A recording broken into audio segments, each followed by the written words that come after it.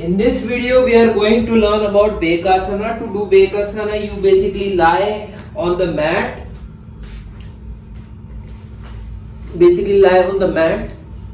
And grab your toes and try to pull it towards your hips and raise your chest up.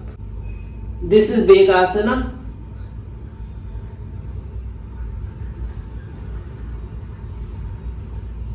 Slowly come back to Makarasana.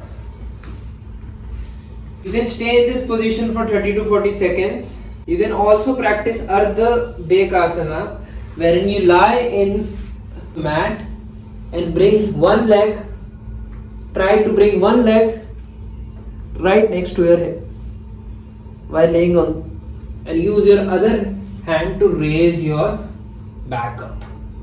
Stay there for 30 to 40 seconds. Breathe in. This is Ardha Bhekasana. You can do it from the other side as well.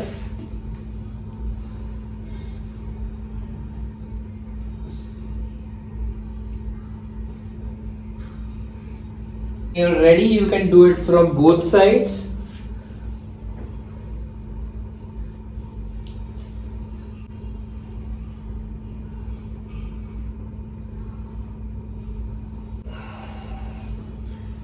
Simply relax. Benefits of this asana: it stretches your quads, stretches your ankles, stretches your chest, your shoulders, your back.